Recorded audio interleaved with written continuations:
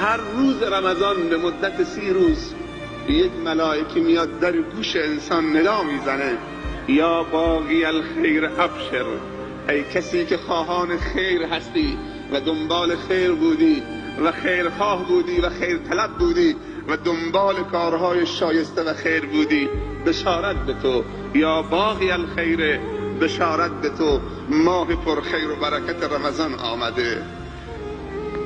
و ملائکه دیگر میگوید در گوش انسان: یا باقی الشر، یا باقی الشر اقصر، و ای کسی که دنبال شر بودی تا قبل از رمضان، و ای کسی که شر طلب بودی و دنبال خیر نبودی، ماه خیر آمده، از شر کوتاه بیا،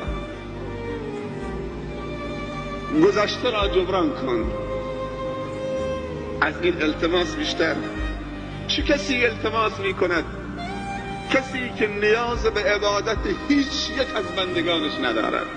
یسبح لله ما فی السماوات و ما فی الارض، سبح لله ما فی السماوات و ما فی الارض. کل مخلوقات تسبیح خداوند میگویند. تعداد انسانها از هر نوع مخلوقی کمتره. کل انسانهای روی زمین به اندازه یک نوع مخلوق خدا نمیشوند، به اندازه تعداد مورچه ها نمیشوند.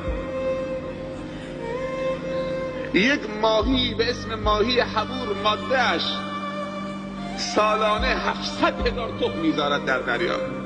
یک ماهی فقط. میلیون ها نوع ماهی اگر هر کدوم 700,000 800,000 300,000 تخم بگذارد، اما انسان در طول 100 سال عمرش شاید 5 تا بچه دار بیاورد، شاید هم عقیم بشود. یک میگو 350,000 تخم میذارد، میگوی مولد در دریا. همه تسبیح خدا میگویند به هر زبانی. کل قد علم صلاته و تسبیحه، و خداوند صلات و تسبیحشان را میداند.